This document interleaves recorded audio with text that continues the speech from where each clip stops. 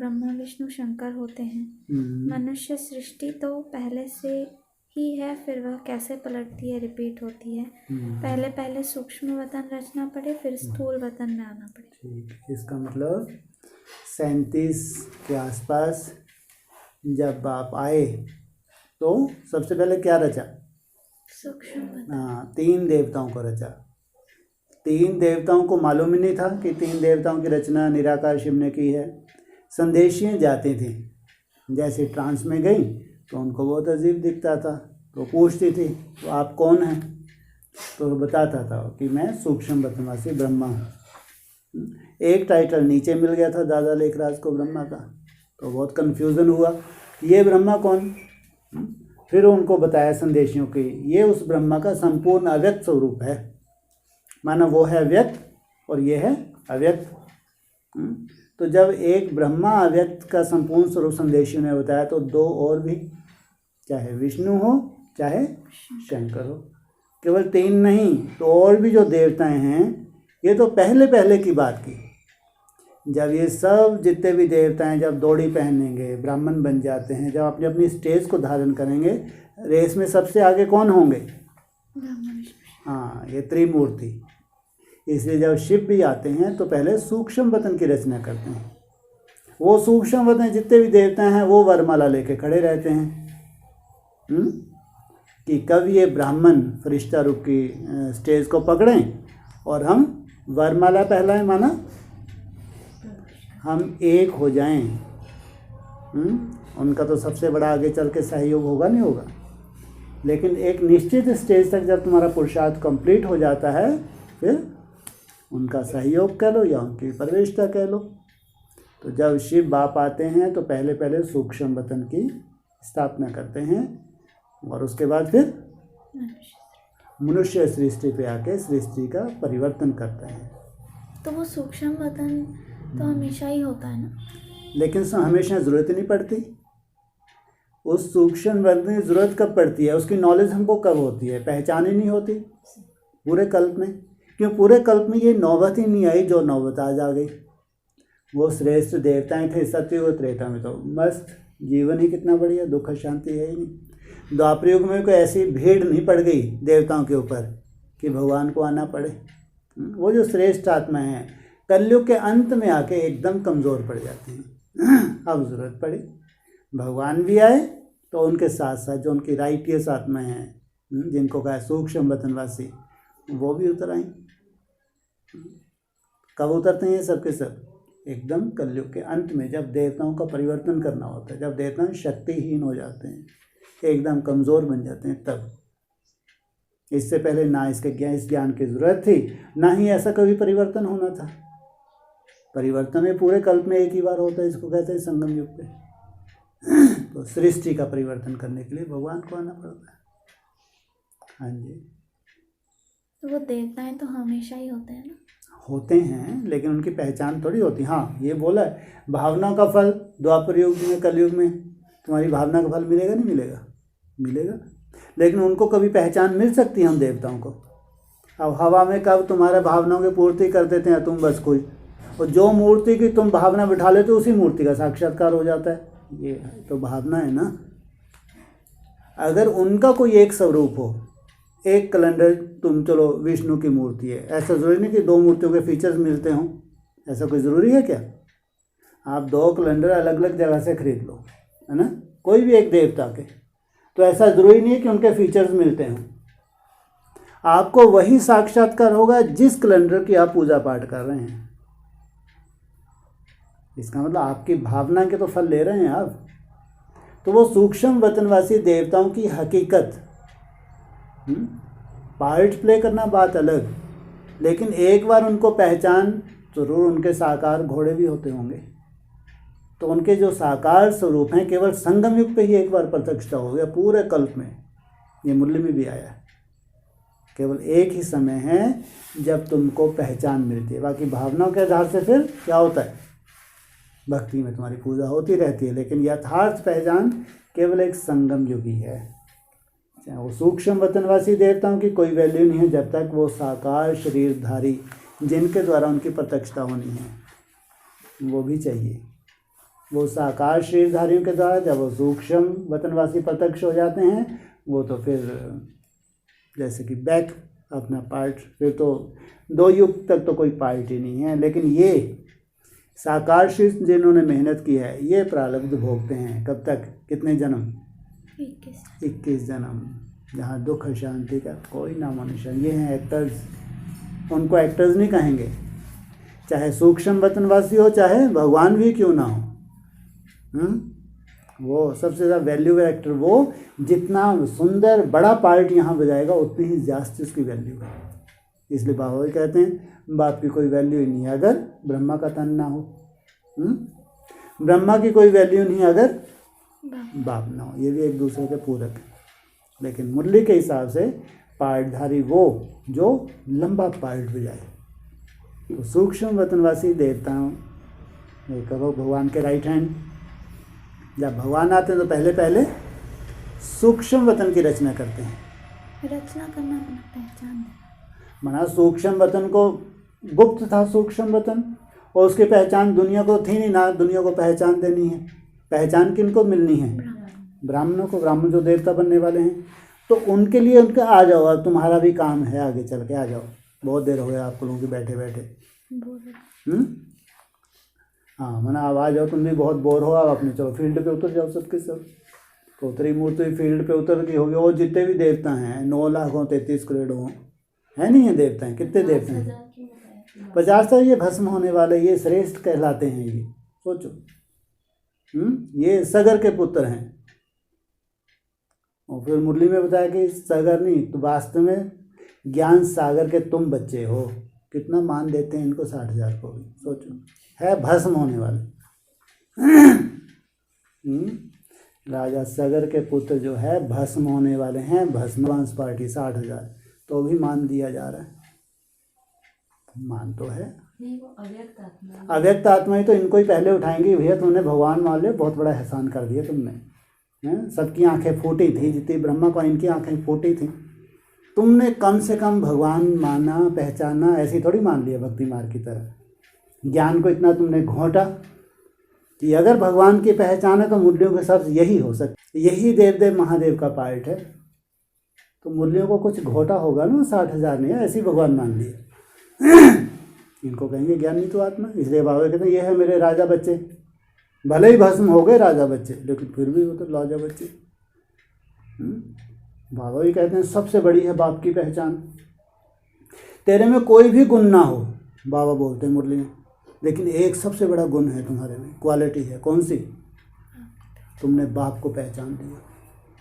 वास्तव में बहुत बड़ी बात है, साधारण बात है क्या? इतना गुप्त रूप परमात्मा का पाठ, इतना गुप्त। केवल ज्ञान के आधार से निश्चय करना कितनी है। स्टेज के आधार से निश्चय करना कोई बड़ी बात नहीं है। अभी थोड़ा चमत्कार दिखा दो, लाखों इकट्ठे हो जाए तुम्हारे पीछे, लाखों। थोड़ा सा चमत्कार दिया, यहाँ कुछ भी चमत्कार नहीं है। केवल ज्ञान की परिभाषा उनकी बुद्धि में बैठ गई, 60,000 की बुद्धि में, कि ये परमात्मा पार्ट है, इसको छोड़ के दूसरा कोई परमात्मा पार्ट हो ही नहीं सकता। तो ये भी तो उनकी अपनी तपस्या होगी। तो 60,000 हैं, 18 तक वो भस्म भी हो जाते हैं, है राजा सगर के बेटे। तो भस्म हो गए तो उनके लिए बहुत सुंदर व्यवस्था भी तो की है। गंगा रानी बैठी है ना, ऐसे गंगा रानी आती है तो उनको यथार्थ, जो उनकी बुद्धि में उल्टा ज्ञान घुस गया था, अयथार्थ को यथार्थ करके बताती है, फिर वो सुरजीत हो जाते हैं। उनकी अपनी वैल्यू है। लेकिन ये वैल्यू नहीं है कि जन्म जन्मांतर के राजा बन जाएं। उनमें से इतने सुंदर भी तो होंगे जो भस्म नहीं होते, जो मिसगाइड नहीं होते, वो भी तो हो जन्म जन्मांतर के राजा।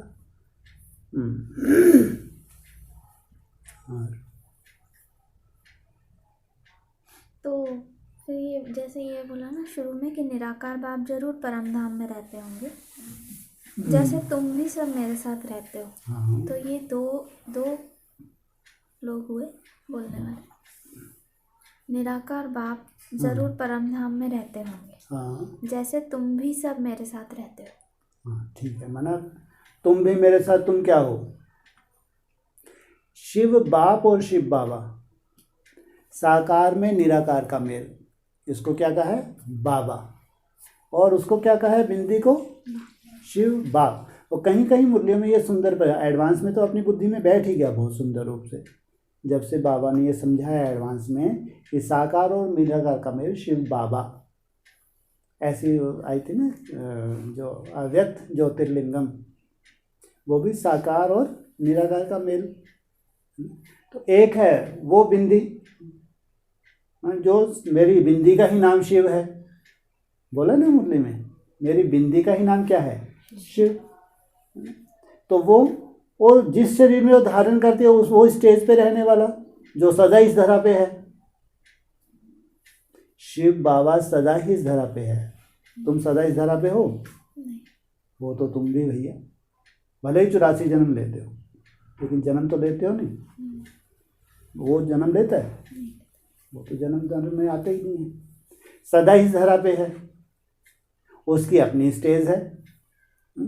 और जो ऊपर है, जो बिंदी, उसका तो एकदम अलग ही है। तो उसके लिए बोला कि निराकार बाप परमधाम में रहते हैं। बिल्कुल, जैसे तुम भी मेरे साथ, जैसे तुम भी मेरा, माना तुम्हारे साथ शरीर हैं। यहाँ भी हम परमधाम की स्टेज का अनुभव करेंगे नहीं करेंगे? सूक्ष्म वतन की स्टेज का अनुभव करेंगे नहीं करेंगे? यहाँ सूक्ष्म वतन में भी जाएंगे भी, स्टेज का अनुभव नहीं, जाएंगे भी। यहाँ परमधाम की स्टेज नहीं, परमधाम में जाएंगे भी। इसलिए तुम जीते जी परमधाम को इस धरा पे उतारते हो। केवल ये नहीं निसंकल्प, निसंकल्प तो बहुत बड़ी बात होगी जब तुम निसंकल्प होने लगे। जब निसंकल्प की पराकाष्ठा होगी तो एक ही बार ये सब रहस्य खोलने हैं। 5000 वर्ष में एक ही बार, चाहे सूक्ष्म वतन का रहस्य अभी तक नहीं खुला, चाहे परमधाम का रहस्य अभी तक नहीं खुला। साकार बाप ने भी इसके अलग अलग इसको बता दी, सूक्ष्म वतन के बारे में भी, लेकिन फिर भी इसके जो रहस्य हैं वास्तव में वो केवल संगम युग पे ही ये रहस्य ओपन हो गए। इसके बाद कोई समय ही नहीं, ना सत्युग, ना त्रेता, ना द्वापर, कली, ना कली।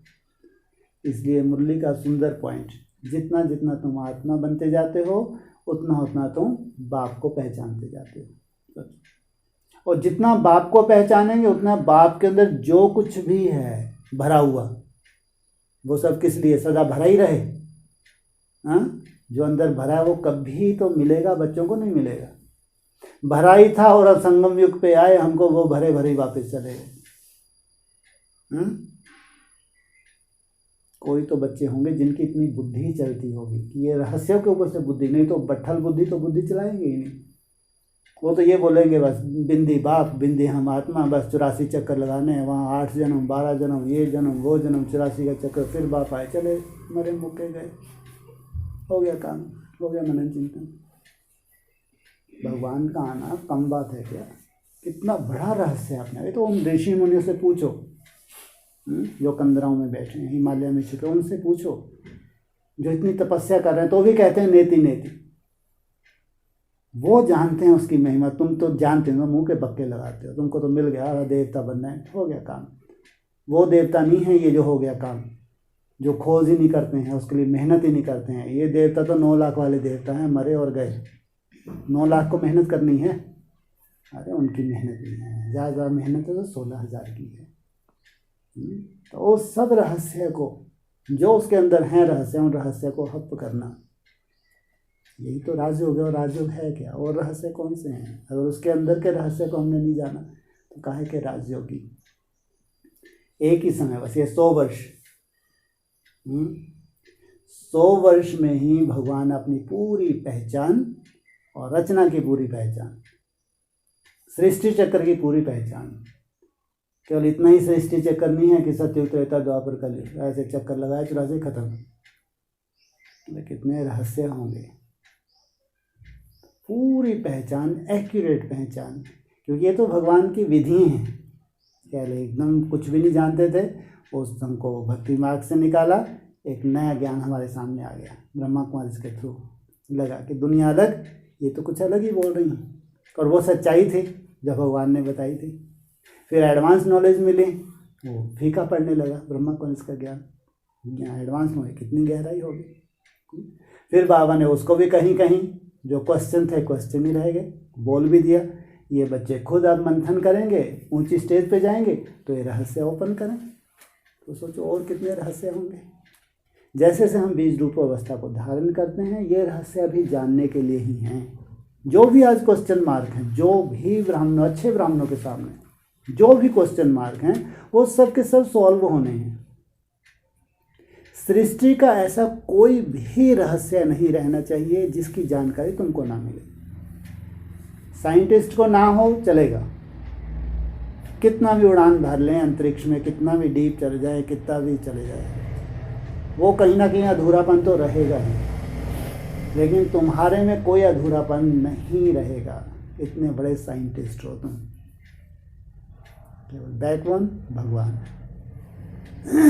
हाँ जी। तो आज भी बाबा ऐसा बोल रहे थे ना कि साइंटिस्ट जो है वो कितने ऊपर तक जाते हैं। हाँ जी। लेकिन तुम कितने मील ऊपर जाते हो, वहाँ तक कोई जाए नहीं। सोचो आप, उन्होंने भी कितनी तैयारी कर ली, कितने कहाँ कहाँ तक उनके रॉकेट जा रहे हैं, स्पेस में कहाँ कहाँ तक वो पहुँच रहे हैं। कितना भी ऊपर तक चले जाएं, जहाँ तक तुम जाने वाले हो वहाँ तक तो पहुँच ही नहीं सकते। तो इसका मतलब कोई वो दूरी है ना। ये बात अलग है कि आत्मिक स्मृति में तुम्हारी दूरी नहीं है, ये बात अलग। लेकिन अगर ऐसा कोई नाप तोल भी अगर निकला है तो वो उसी हिसाब से भी वो दूरी है या नहीं है। मुरली में ही बोला, सूरज तारागण से भी पास। मुरली में तो है, जहाँ ना सूर्य का प्रकाश पहुँचता है ना तारा, मतलब ये 5 तत्वों से भी पास। 5 तत्वों से पार वो भी लगे हैं, लेकिन वो नहीं पहुंच सकते, ये तो पक्का। जहाँ तक तुम पहुंचते हो, एकाग्रता के आधार से तुम्हारी आत्मा जहाँ तक पहुँचते हैं, वहाँ तक दुनिया की कोई भी ताकत नहीं पहुँच सकती। तुमको केवल परमात्म ताकत है कि तुम बापसमान बन जाते हो, और वो भी निसंकल्प। ये नहीं है कि कोई साक्षात्कार होने लगे तुमको, बंद आंखें हुई हो साक्षात्कार, ये तो एक भ्रम मात्र है। साक्षात्कार कोई सच्चाई नहीं है, स्पष्ट मुरली में बोला है। साक्षात्कार माना भक्ति मार्ग, साक्षात्कार माना बहलाना, साक्षात्कार माना एक टाइम है वेस्ट का। बाबा ने तो उसको वेस्ट बता दिया। इसलिए हम तो साक्षात्कार से भी खुश होने वाले हैं। हमारी खुशी का आधार क्या है? एकाग्रता। हमारी खुशी का स्टॉप बोला, लंबे समय तक ये स्टॉप ही है, दूसरा संकल्प आ ही नहीं रहा। कितने मिनट नहीं आया, कितने घंटों नहीं आया, ये है तुम्हारी सच्चाई। और ये भी परमानेंट।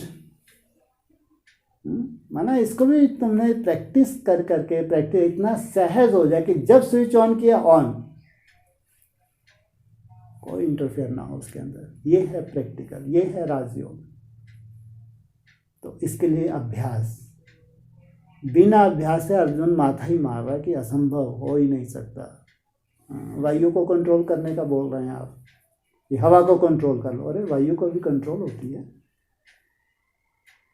वैसे ही भगवान हमको कह रहा है, इसलिए सबके बस का नहीं है। जो अर्जन करने वाले कोई तो होंगे जिन्होंने धारण किया, कोई तो भगवान के ऐसे राइटियस होंगे, उनको ऐसी प्रेरणा होती है कि भगवान को उनके द्वारा विश्व को सच्चाई बतानी है। सोचो कितनी बड़ी बात है। भगवान अपनी सच्चाई खुद नहीं बता सकता।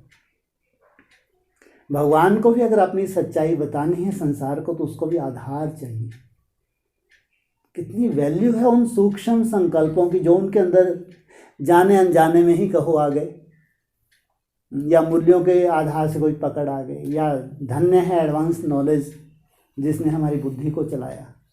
हमारी बुद्धि में तो जान थी, कहाँ सोच सकते थे कि ये मुरली इतनी गहरी हो सकती है। ठीक है, अव्यक्त वाणी जरूर है, दिव्य वाणी है, समझ में आती भी थी और चलते भी थे, लेकिन ये साधारण मुरली, मीठे बच्चे से लेके बस नमस्ते तक हो गया काम। कैसे बाप आया, कैसे बुद्धि के कपाट खोले, कैसे सूक्ष्मता की पहचान मिली, कितनी सूक्ष्म है। आज हम पे कल्पना की हमने कि इससे ऊपर क्या हो सकता है, उसके लिए मेहनत कर रहे हैं। और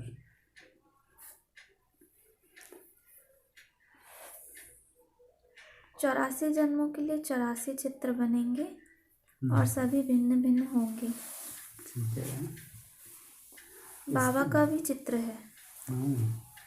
ये सबसे बड़ी बात है। चित्र तुम्हारे भी हैं। तुम्हारे कितने चित्र हैं? 84। बाबा के कितने चित्र हैं? एक। इसलिए वो विचित्र है। तुम्हारे 84 चित्र हैं, उसका एक चित्र है, लेकिन वो एक चित्र भी है तो वो एक चित्र भी उनके लिए है जो अव्यक्त हो गए, व्यक्त में होते हुए। तब उस एक चित्र के लिए उनको तीसरा नेत्र कह लो, बुद्धि रूपी तीसरा नेत्र मिला, तो उन्होंने उस एक चित्र को देखा। ये मुरली का पॉइंट है। मैं बिंदी नहीं हूँ, ऐसा तो ढेर मुरली में है, लेकिन इसमें क्या बोला है, मेरा चित्र है। मेरा चित्र है, ब्रह्मा का वाला चित्र क्या है, वो बस बिंदी, वो चित्र है। बिंदी कोई चित्र थोड़ी होती है भाई। चित्र तो जैसे अगर हमारे 84 फीचर्स हैं, अलग अलग हैं, एक भी जन्म के फीचर दूसरे जन्म में नहीं मिलते, क्योंकि कर्मों में जैसी जैसी रूपरेखा चेंज हो वैसे फीचर चेंज होते हैं। तो बाबा एग्जाम्पल दे के भी बता रहे हैं कि जैसे तुम्हारे 84, हाँ, जैसे तुम्हारे 84 चित्र हैं ऐसे मेरा भी एक चित्र है। कितनी बड़ी बात है, एकदम स्पष्ट बोला है। क्योंकि उनके पास इसका कोई उत्तर नहीं है, इतनी बुद्धि चलती नहीं है, तो उनके ये काम का ही नहीं है। ये साकार मुरली आज की है, ये पढ़ के सुनाएंगे पूरे विश्व में, अर्थ नहीं है। लेकिन अगर बोला है भगवान ने तो इनके अर्थ भी हैं और उनके उत्तर भी मिलने हैं। इसलिए कितना भी मुरली को काट दें, ये कितने भी इनके पास जिनके अर्थ नहीं है, पूरे वो बहुत से सेंटेंस निकाल चुके हैं, तो भी मुरली में इतना कुछ रहस्य है, तो काट दें मुरली ही खत्म हो जाएगी अगर ये काटने लगे तो। इतने रहस्य हैं मुरली जो आज नहीं तो कल आएंगे सामने और खुलेंगे। वो का राज बताना है, इसलिए ज़रूर यहाँ आना है। सूक्ष्म वतन में तो नहीं बताएंगे, सूक्ष्म वतन की भाषा अलग है, मूल वतन में तो भाषा है नहीं। इसका ना 3 भाषाएं हैं। एक मूल वतन की, उसको उसमें भी टॉकी बताया है, और वो है साइलेंस। बीच में क्या बचा, सूक्ष्म मूवी। ऐसा मुरली में भी आया है। सूक्ष्म वतन माना मूवी, मूवी में माना टॉकी नहीं होती है, केवल संकल्प से कारोबार चलती है, पूरा संकल्प शक्ति से। माना इशारा किया और इतना स्पष्ट, जितना स्पष्ट तुम वाचा से करते हो वहाँ संकल्प से उतना ही स्पष्ट होता है, टच होता है। इसलिए वो भाषा अलग है, तुम्हारी भाषा जैसी नहीं है। अब उतनी एकाग्रता हो तो उस भाषा में उनसे बात करो, और उसके ऊपर साइलेंस। ना मूवी है ना टॉकी है, सबसे पावरफुल स्टेज। ऐसे हम भी जैसे से वाचा में कम आते जाते हैं, हमारी एनर्जी वेस्ट नहीं होती।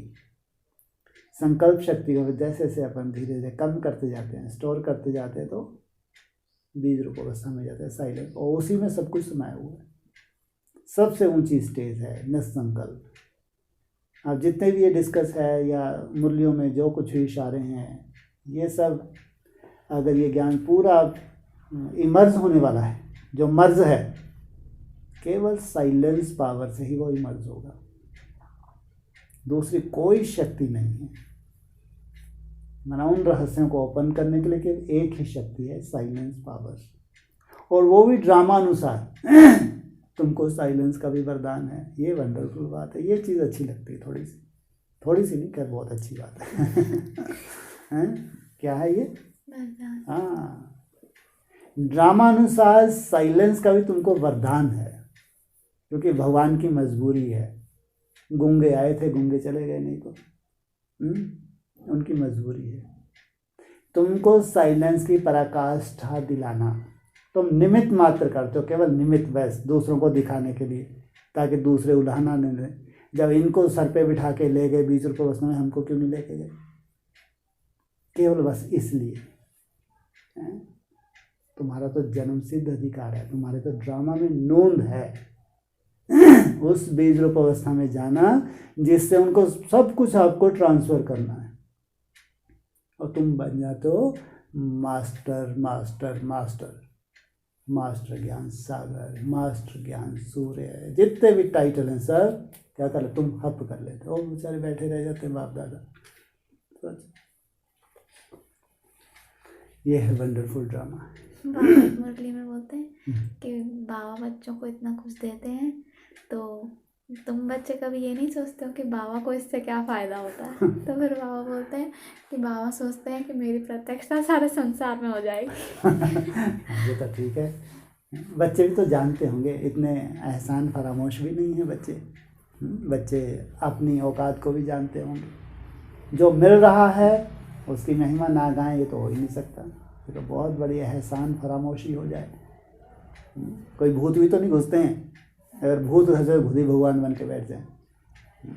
तो भगवान जो उनको ट्रांसफ़र करता है वो उनको तो एहसास होता है कि ये हमारा नहीं है।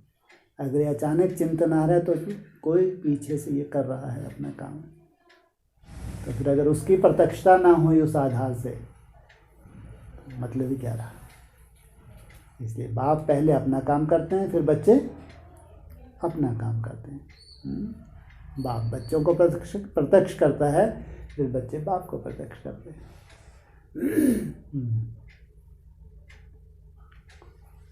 जैसे बाबा बोलते हैं ना कि तुम बच्चों का हीरो हीरोइन का पार्ट है, मैं नहीं बनता हूँ हीरो हीरोइन। ठीक है, तो ये बात साकार बाबा के लिए लागू होती है क्या?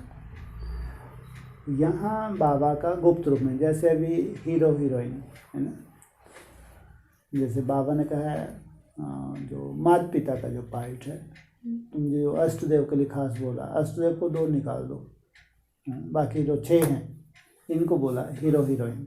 या इसके बाद जो रत्न हैं उनके लिए भी हीरो हीरोइन का पार्ट बोलेंगे। वो हीरो का हीरो बनाने वाला, राजाओं को राजा बनाने वाला, महाराज अभी था ना मुरली का पॉइंट कुछ दिन पहले, बादशाहों को भी बनाने वाला। बादशाह ने माना महाराजा, लेकिन प्रैक्टिकल में बेताज बादशाह वो खुद है। इसका मतलब ये नहीं कि ब्रॉड ड्रामा में वो बेताज बादशाह है। जिसने बादशाहों को बनाया, महाराजा को बनाया, तो ब्रॉड ड्रामा में महाराजा बनेगा नहीं बनेगा। और यहाँ बेताज बादशाह, लेकिन जितने भी बादशाह अभी प्रैक्टिकल प्रत्यक्ष होंगे वो बादशाह किसको बताएंगे? एक बाप। पूरी दुनिया उस एक बाप को ही बादशाह के रूप में या महाराजा के रूप में देखेगी। फिर वो भले अपनी गद्दी अपने बच्चों को दे दे, बात अलग। लेकिन संसार में अगर एक जो बादशाह है, एक महाराजा जिसकी 66 में भविष्यवाणी हुई, तो महाराजा का टाइटल दिया। 76 में विश्व महाराजन और विश्व महारानी, विश्व लगा हुआ है। भले ही गुप्त रहे हो, लेकिन अभी फिर बच्चों के द्वारा बाप की पहचान निकलती। लेकिन ब्रॉड ड्रामा में बाबा का मतलब बच्चों से भी ज़्यादा होना चाहिए ना? बिल्कुल होगा, क्यों नहीं होगा। यहाँ रचयिता है तो ब्रॉड ड्रामा में क्या होंगे? रचयिता या रचना? बोला है कभी तू मेरा बाप, कभी मैं तेरा बाप। लेकिन जब भी शुरुआत होगी जिस डिनाइस्टी की, कायदा ये कहता है कम से कम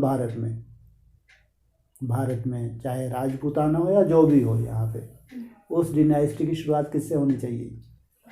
एक बाप से। विदेशों में भले ही बच्चे जाएं, अपनी डिनाइस्टी, अलग अलग डिनाइस्टी को शुरुआत करें, ये बात अलग। लेकिन भारत में जो भी डिनाइस्टी हैं उनकी शुरुआत कहाँ से होनी चाहिए? बाप से ही होनी चाहिए।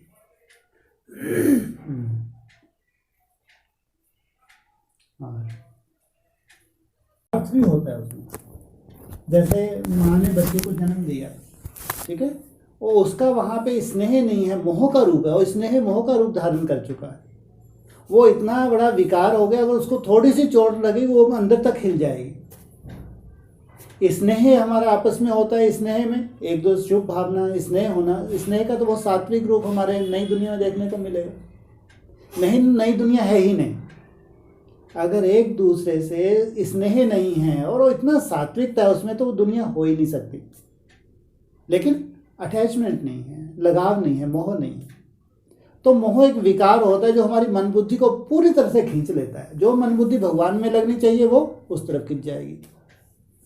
कोई परिस्थिति की बात होती है, बाबा आपको हर परिस्थिति से पार ले जाना चाहता है। ऐसे हमेशा ही नहीं खींची रहेगी, हमेशा लौकिक में खींची रहती है। किसी की साधारण जीवन जीते हैं, लेकिन जब कोई परिस्थिति आती है तो एकदम मन बुद्धि वो उससे ज़्यादा बीमार हो जाते हैं। जैसे बच्चा बीमार हुआ तो माँ उससे ज़्यादा बीमार हो जाएगी बेचारी। कोई ऐसी परिस्थिति आती है तो हिल जाते हैं, इसको कहते हैं मोह। हम ज्ञान से भरपूर, हम हिलते नहीं है, लेकिन स्नेह का जीवन हम जीते हैं आपस में। तो वो इसलिए विकार, क्योंकि मन बुद्धि पूरी तरह से खिंच गई तो भगवान में लगेगी नहीं। भगवान से जो चीज़ आपको डिटैच करते वो है विकार, सीधी सी बात।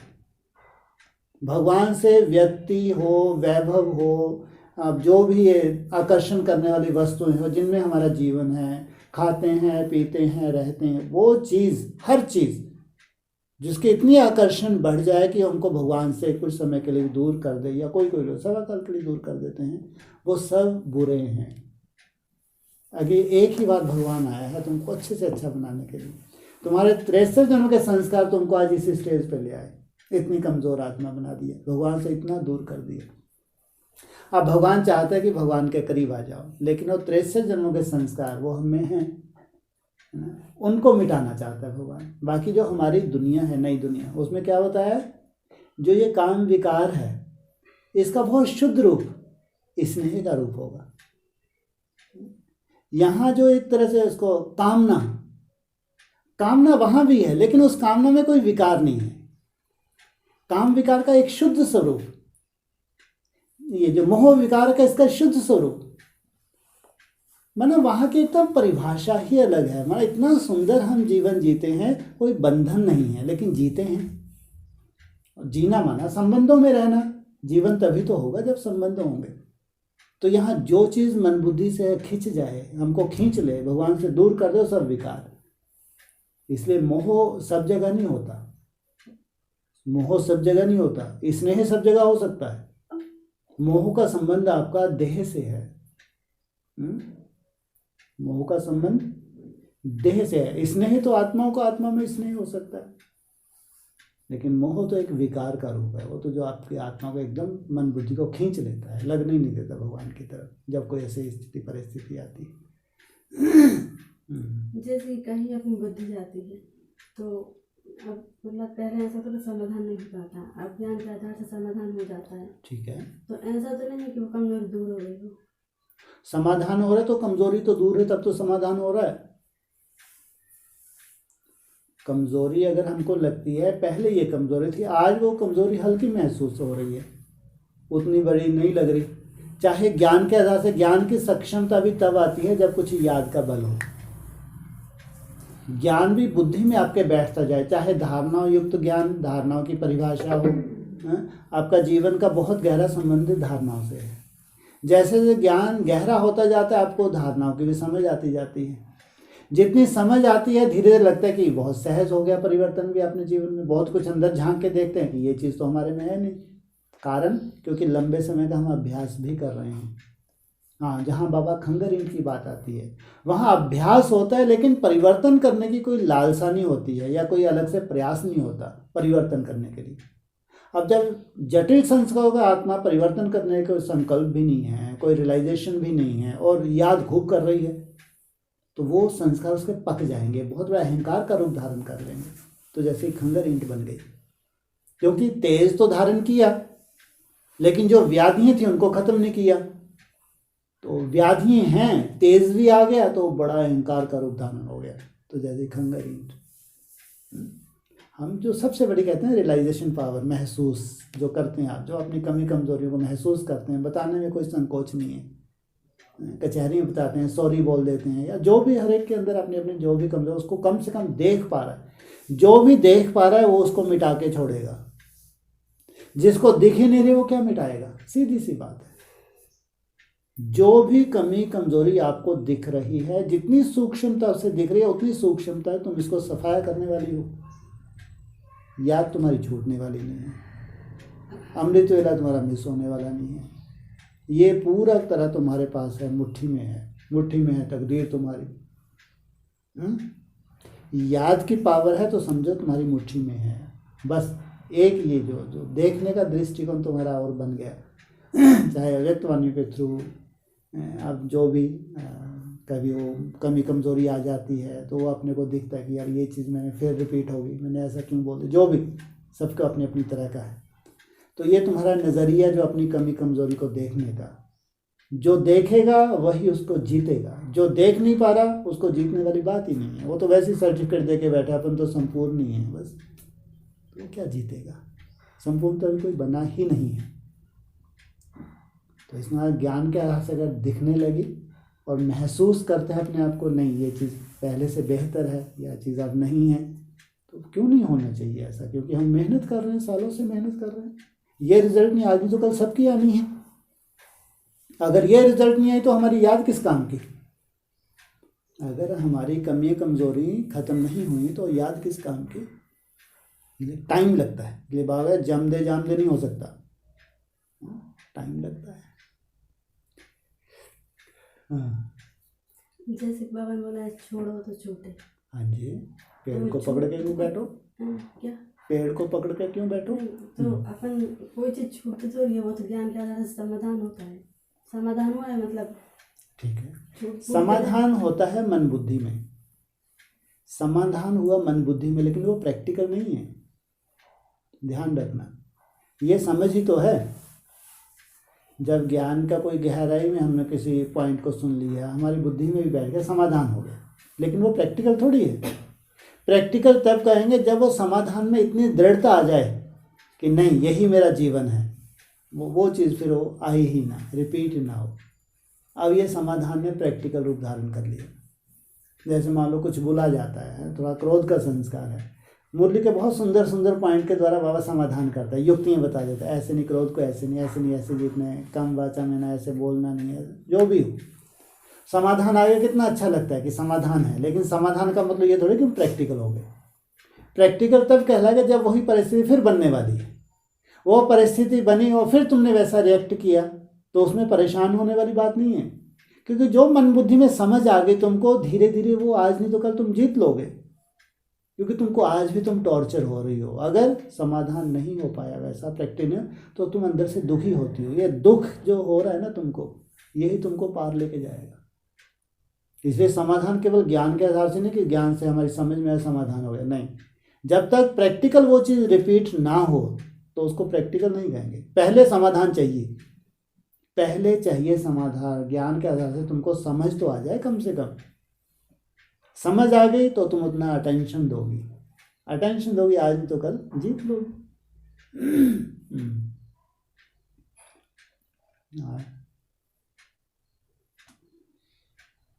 जैसे विष्णु को कहते हैं ना धारणाओं का राजा, हाँ जी, और राम को कहते हैं मर्यादा पुरुषोत्तम। ठीक है, तो दोनों चीजें अलग अलग, मर्यादा और धारणा। नहीं, मर्यादाओं में जकड़े तभी धारणे आई। एक है सतयुग में जिसको दिखाया है, भक्ति मार्ग में भी है ना, एक को त्रेता में दिखाया है। मर्यादा पुरुषोत्तम माना उसको टाइटल ही तब मिला भगवान का जब उसने मर्यादा को धारण किया जीवन में। ऐसे विष्णु रूप भगवान का टाइटल ही तब मिला जब वो सब धारणा अपने जीवन में ले आए। बात एक ही है, टाइम पीरियड अलग अलग है। इसलिए भगवान, जितने भी देवी देवता हैं हिंदू धर्म में, हम भगवान ही मानते हैं, चाहे देवियों के रूप ही क्यों ना हो, चाहे जो देवियाँ हैं चाहे देवता हैं, इनको सब भगवान का रूप मानते हैं। आज हम किसी को कहते हैं भगवान को इतने थोड़ी होते हैं, भगवान तो एक होता है, एकदम उनका दिमाग खराब हो जाता है। नहीं, सब भगवान हैं ये तो, ठीक है, क्योंकि भगवान ने ऐसी स्टेज दी है, तो चाहे उसको मर्यादा पुरुषोत्तम कहो या संपूर्ण धारणा अपने जीवन में करने वाला, नो विषय एट ऑल बाबा कहता है।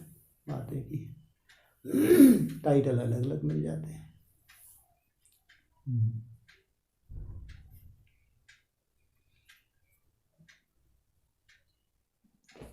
हाँ जी, और कुछ बस वो कहानी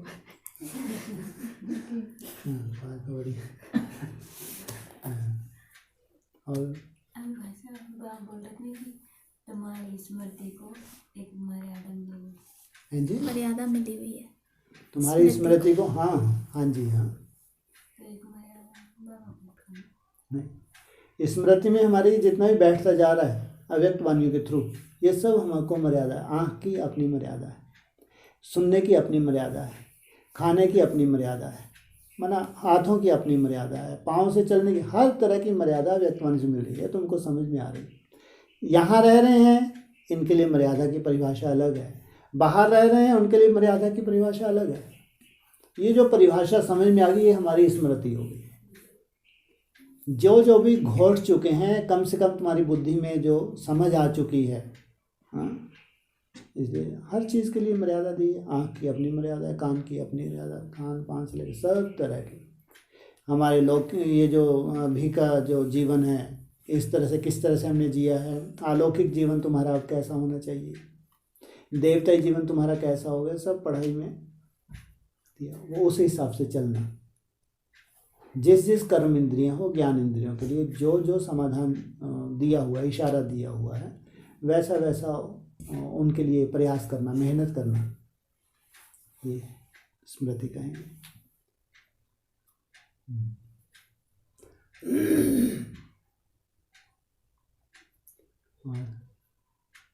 हमें कुछ नया नया लग रहा है सर, नई नई दुनिया में जा रही ना, कुछ अंदर से ऐसा अंदर से वो लगना चाहिए, बाहर से थोड़ी। तेरे को कांच के सामने खड़ा होकर तेरे को फेयर एंड लवली दे दूंगा ला के। चाहिए। तो बढ़िया नई नई दिखेगी फेयर एंड लवली लगा के। आत्मा का परिवर्तन था अंदर से परिवर्तन, ये अंदर से खुशबू आनी चाहिए। जैसे जैसे अपना ये अंदर बहुत जमा हुआ है विकार, बहुत सूक्ष्म है, बहुत जमा बड़ा है, ये तो बहुत मोटे रूप में ऊपर से दिखता है। जो कुछ हमारे स्वभाव संस्कार का जो रिएक्ट हो जाता है ना, रिएक्शन कह लो या अपन रिएक्ट करते हैं, जो भी वो मोटे रूप में दिखता है, उसको तो हम फिर जीत लेते हैं, है ना।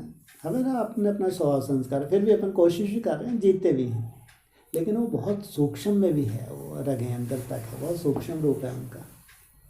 तो अब जैसे जैसे अपन आगे हमारी याद करता है, फिर अंदर से एक खुशबू सी आने लगती है, अच्छा लगने लगता है। इसलिए फिर क्या बोलेंगे आगे चल के, मज़ा आ गया। तो बाबा कहेंगे स्वर्ग आ गया, यहाँ तक हमको जाना है। तो वह तभी सच्चे दिल पर साहब राजी, जितने सच्चे दिल से तुम मेहनत कर रहे हो तो उसकी ड्यूटी है, बच्ची को अच्छा लगना चाहिए, बिना फेयर एंड लवली के भी बढ़िया।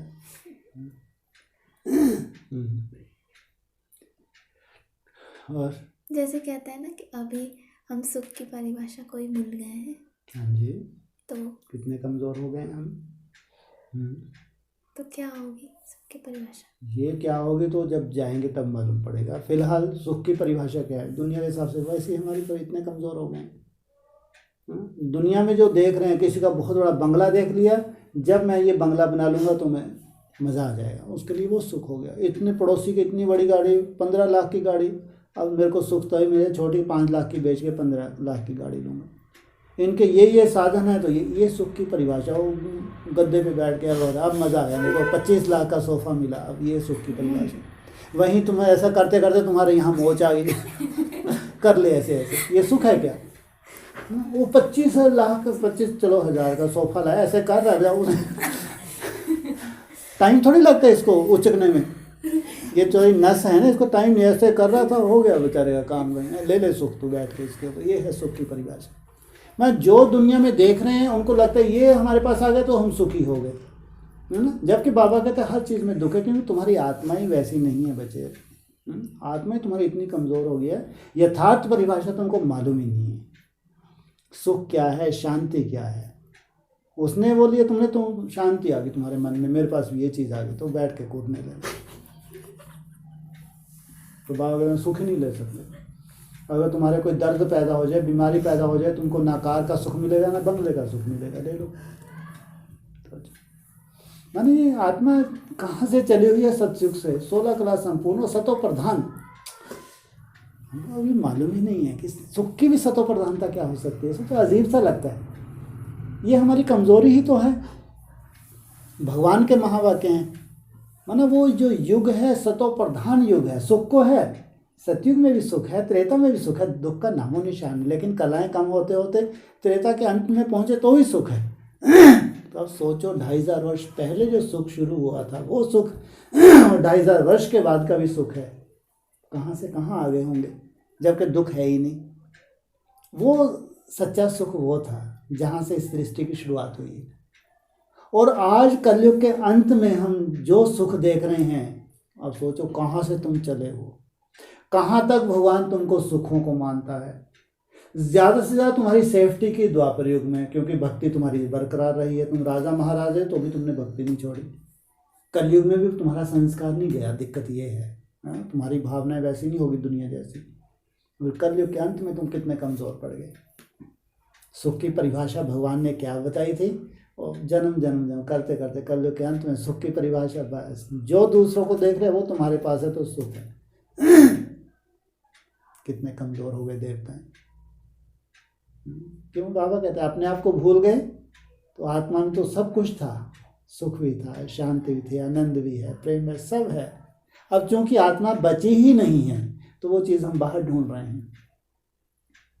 अगर तुम वापस आत्मा बन जाओ तो तुमको ये कुछ भी नहीं चाहिए जो संसार में देखा, जबकि ये सब कुछ झूठा है। ये साधु सन्यासी बोलते हैं ये जो कुछ है ये सब भ्रम है, ये सब भ्रम है। ऐसे साधु सुने क्यों? क्योंकि देह के आधार से, इसलिए जब तुम्हारी देह ही भ्रम है, देह कोई नहीं रहना तो सुख कहाँ से रहेंगे?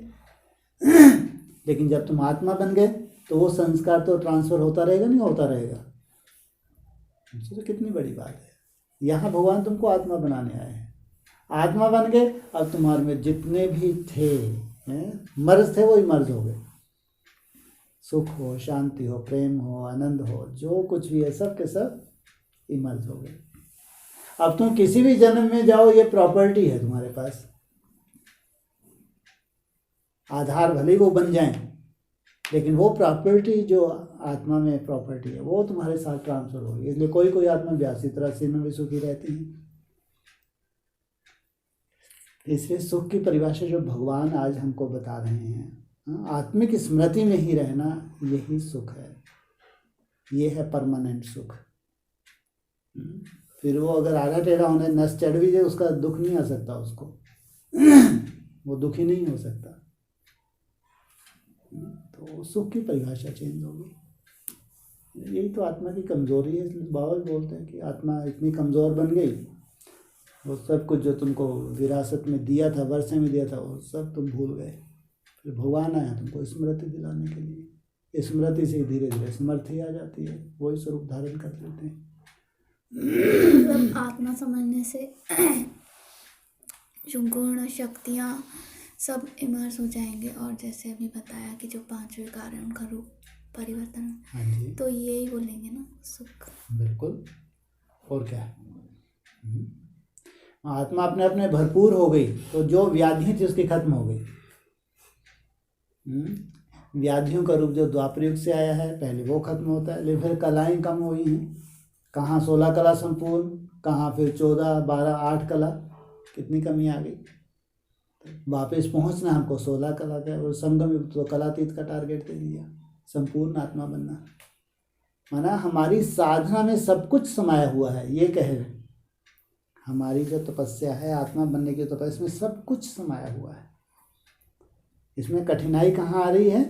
क्योंकि जहाँ जहाँ हमारा वो जमावड़ा हो चुका है ना, वहाँ से छोड़ने में हमको तकलीफ होती है। जो संस्कार बीच में मिले हैं आदि के है ही नहीं। बाबा भी बोलता है पक्के होने चाहिए तुम्हारे आदि के संस्कार, लेकिन बीच में जो रावण ने वर्षा दी वो तुम्हारे पक्के हो गए।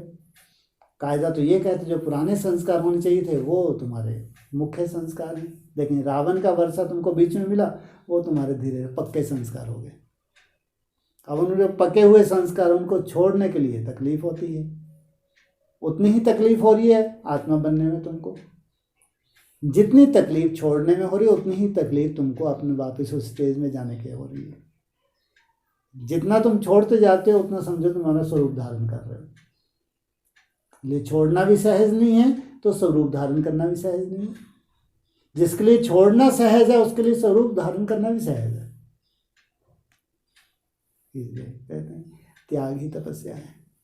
हम लोग को मतलब ये सब कुछ छोड़ना, मतलब हमको सबको त्याग लगता है कि ये सब छोड़ना, हाँ, जबकि ये सब 5 विकार है। हाँ जी, पर हमने कभी ध्यान नहीं दिया तो अभी हमको ये लगता है कि ये त्याग है, जबकि बाबा हमको रियल सुख में ले जा रहा है। ठीक है। तो मतलब हमको ये सब बुरा नहीं लगता था ना पहले, हाँ ठीक है। तो हमको लगता है हम त्याग कर रहे हैं, जबकि बाबा हमको इनसे छुड़ा के रियल सुख में लेके आ रहे हैं। माना अगर तुमको वो कहते हैं जैसे इनको कभी कभी साक्षात्कार होते थे, जैसे दादी वगैरह को साक्षात्कार इसीलिए सबको सुनाते ताकि इनका दृष्टिकोण बदल जाए। अब जो भगवान देना चाहता है वो जब देगा तब देगा, है ना। अब तुम्हारे पास तो वो टेस्ट है ही नहीं। जो तुमको छोड़ने को बोल रहे हैं वो तो पहाड़ जैसा लग रहा है, कितनी आसान भी नहीं है। इसलिए उनको जो साक्षात्कार सुनकर सबको खुशी होती थी। अब कल्पना करके तो इतना बड़े सुख में ले जाना चाहता है जहाँ ये सब सुख फेल हो जाते हैं, सब फेल हो जाते हैं। ये अंबानी अरब खरबपति कहीं नहीं लग रहे जहाँ भगवान तुमको ले जा रहे हैं। सच एक इतनी बड़ी सच्चाई, इतने ज़्यादा हम कमज़ोर बन गए कि उस सच्चाई को भी हम पकड़ नहीं पा रहे कि भगवान कह रहा है लेकिन ऐसा लगता है जैसे बहला रहा है। सोचो, जबकि उससे ऊपर कुछ है ही नहीं। भगवान जो दिन है उससे ऊपर कुछ है ही नहीं। तुमको केवल वो बनाना चाहता है जो तुम थे, और जो तुम बन गए, आत्मा बन गए, तुम सब कुछ से भरपूर हो। तुमको कहीं भी बाहर देखने की जरूरत नहीं, इतना भरपूर हो तुम अपने आप में। लेकिन वो आज एक भ्रम जैसा दिख रहा है कि हमें कब मिलेगा, कब आएगा, नहीं आएगा। तो उसके अगर पीछे पड़ जाए हम, ये भगवान के महावाक्य यही असली है, यही सच्चाई है, जीवन की सच्चाई ये है। मेरे को लगता है कि बहुत बड़ा त्याग लगेगा। फिर तपस्या बची ही नहीं, फिर तो तपस्या ही नहीं बची। अभी तो तुम तो सुख के पीछे तो भाग रहे हो, सुख के पीछे दुनिया भी भाग रही है। तो तुम फिर भी आज नहीं तो कल पालोगे, वो तो पा भी नहीं सकते। अंबानी सब बन जाएंगे क्या? उनकी भी तो दौड़ है, उस दौड़ में ही उनका कितना नशा है। अपने हाथ पांव मारते हैं वो, है नहीं उनका नशा। बाबा रात को नोट गिनते गिनते नींद ही नहीं आती उनको। बोलते हैं बाबा, तुमको ऐसा नशा चढ़ जाए कि भगवान जो वर्षा देने है कि बाप रे बाप, यही तो समय है, अलग से कोई समय मिलना भी नहीं है। और ये थोड़े से समय में मेरे को ये सब पाना है जो दुनिया के पास नहीं है। चाहे ब्राह्मणों का संसार में भी वो चीज़ नहीं है, और मेरे पास भी नहीं है, लेकिन भगवान ने ऐसा बोला है। अगर भगवान ने बोला तो ये सबसे बड़ी सच्चाई है, जीवन की यही सच्चाई है।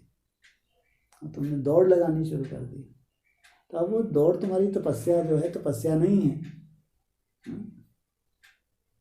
नई नवीनता। तुम अपने आप जैसे कि नई नवीनता की राह पे चल पड़े।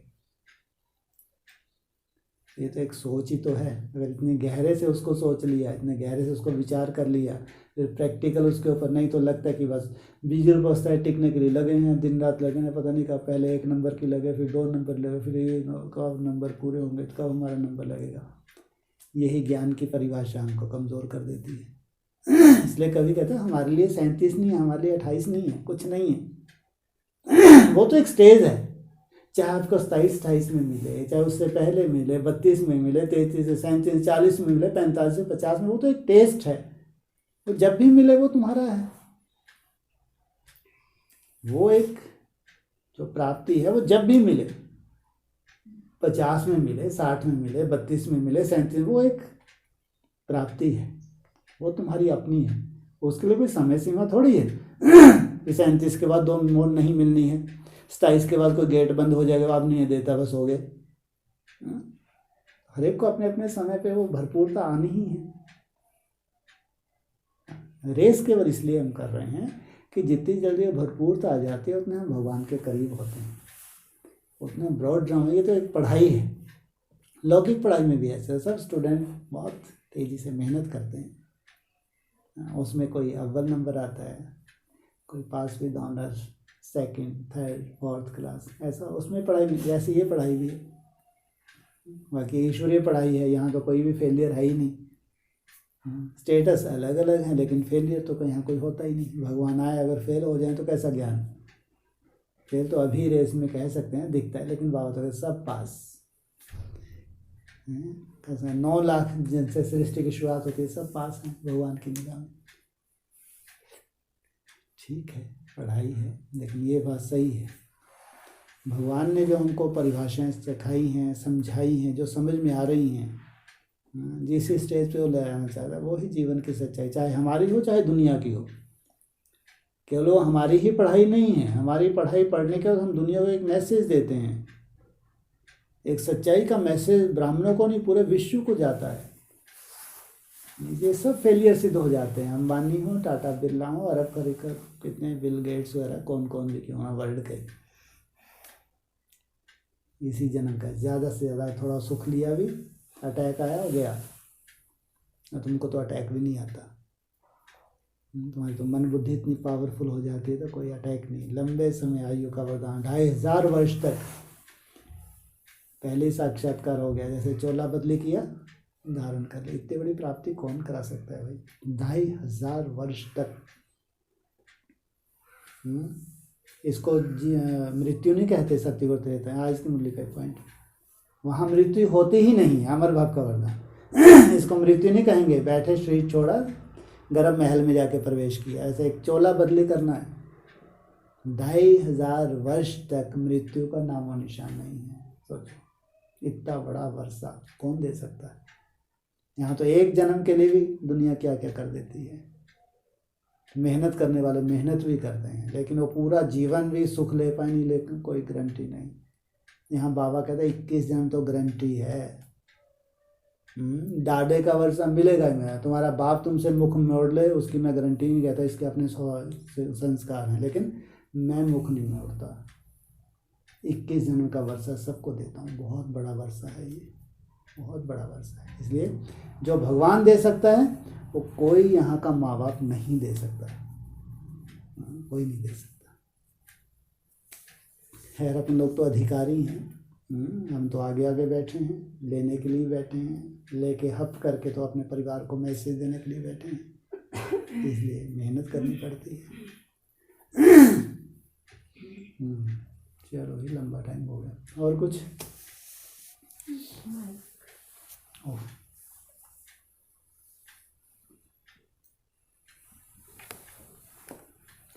ठीक है।